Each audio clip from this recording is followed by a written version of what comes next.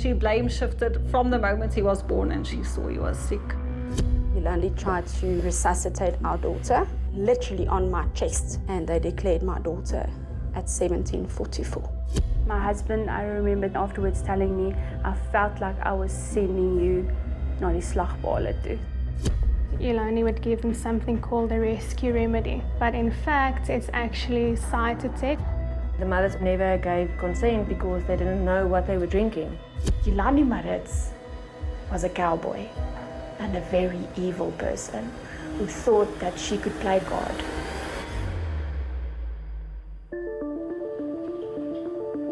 Our first expose into Yolandi Maritz aired in 2020 and the next in 2021. Every story revealing more horrific truths about what was happening in her birthing center, You and Me. But it wasn't until 2022 that the South African Nursing Council finally acted against Yolandi and revoked her license. But an investigation in January this year revealed an alarming twist. Vandag die 6de Januarie 2024. Undercover footage taken by her client shows this unlicensed midwife accused of harming her patients and their babies still practicing. Ons vra 15. En dan kom wat as jou baba by die huis, ons kan nie meer voorspel. When we later confronted her in this sting operation, she tried to run away. Yolandi, I'm Masake Gana from Carte Blanche. What are you doing? I'm not doing You're not supposed to be doing this. You're not.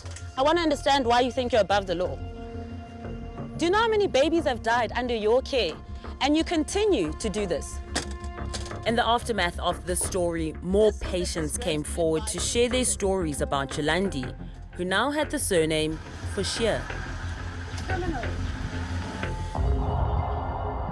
Using these new cases, we traced her career back to Middelburg in Mpumalanga in 2009. An anonymous mom sent us this voice note explaining the traumatic birth experience she had with Yolandi at the time. My baby was purple. He wasn't even blue, he was purple. He wasn't crying because the umbilical cord was stuck around his neck. From Middelburg, Yolandi moved to Bloemfontein, where she officially opened her home birthing center, You and Me. This is where Corinne Muller delivered in 2019.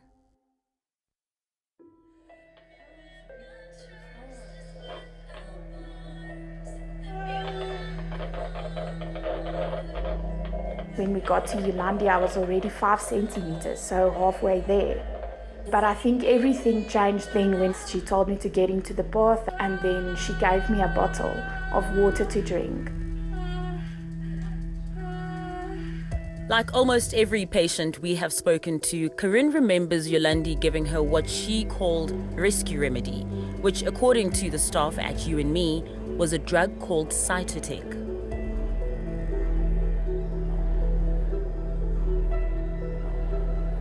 Cytotec is a dangerous drug used off-script to speed up labor.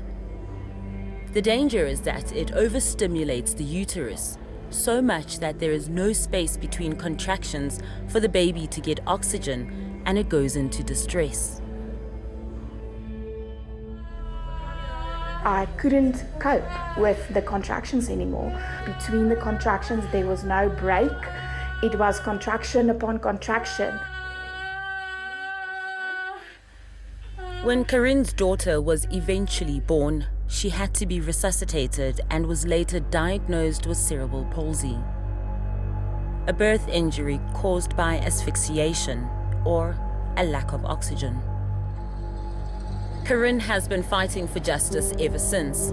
I got her on the phone to cross-reference the data we had been gathering with her ever-growing list of victims. So since our last story on her, more moms have come forward. Yes, a lot. The data before us was much worse than we had ever thought.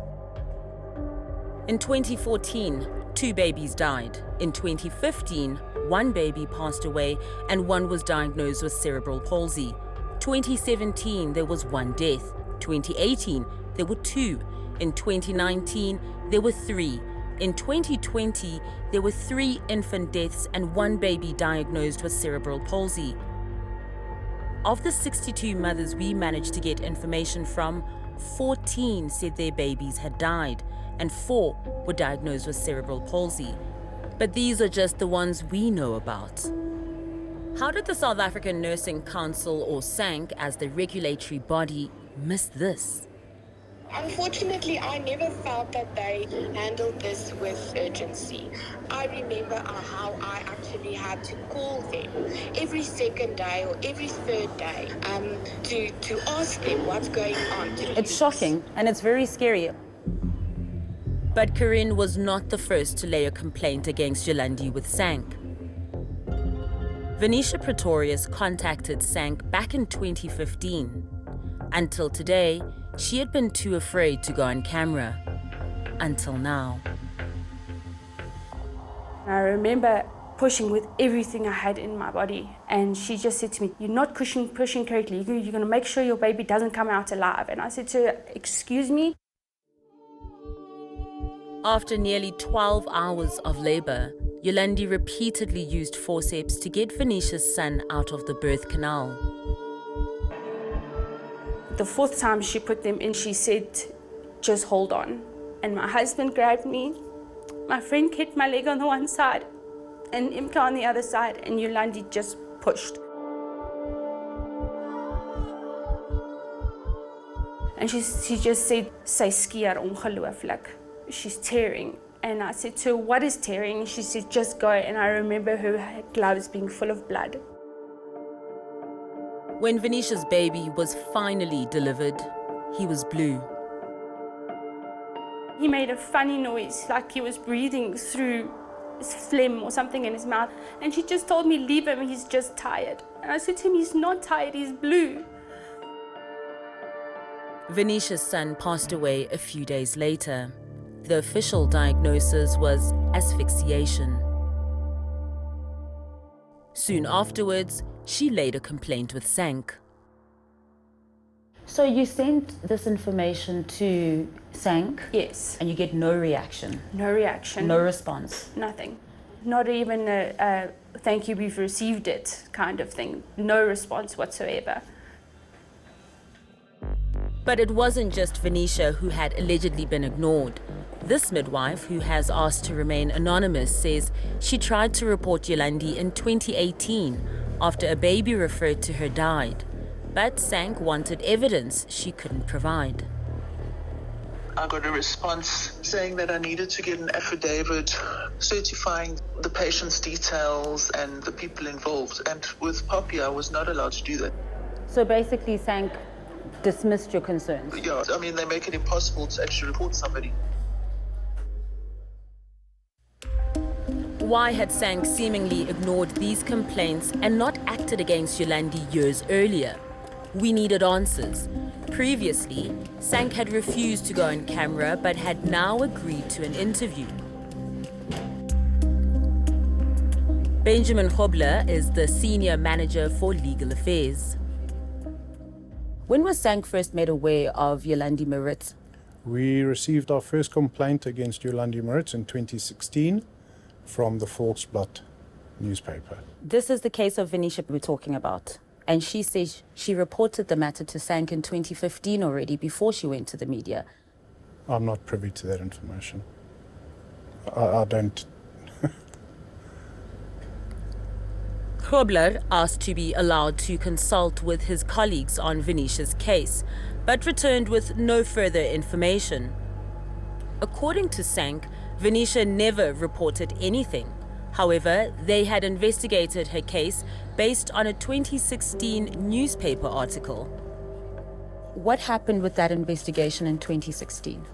That was investigated and there was found to be no nursing negligence on the evidence provided. SANK had found Yolandi not guilty with not so much as a phone call to Venetia.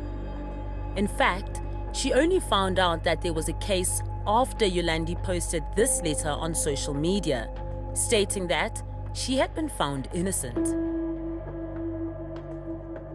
So 2016, your investigation finds that everything is A-OK with this midwife. She continues and she carries along. Sorry, not A-OK. There was no evidence of unprofessional conduct. Semantics. We take all complaints very serious because our mandate is protection of the public.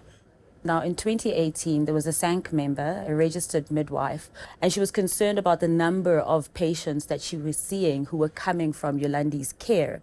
Now, she brought these complaints to SANK, but she says they weren't taken as seriously as you say you take complaints. We need evidence that we can put before the committee. So a pure allegation without substantiated evidence is very difficult to prove that there was unprofessional conduct. But you've got an investigating team. Why don't you put them onto the task? We do investigate. We do sometimes do that. If she pursued with the matter, then we definitely would have.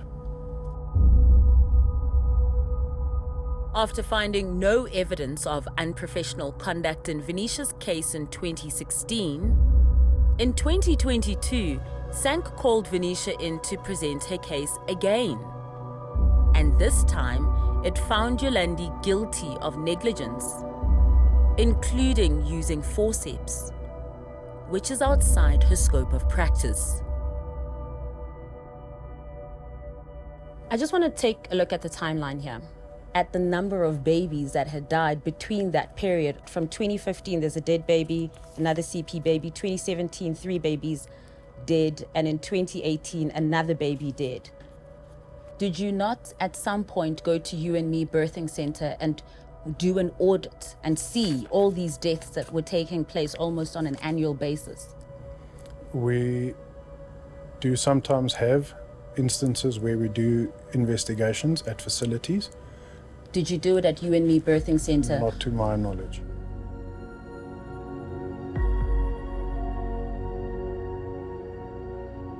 Four weeks ago, we provided concrete evidence to SANK that Yolandi Forshire is still practicing.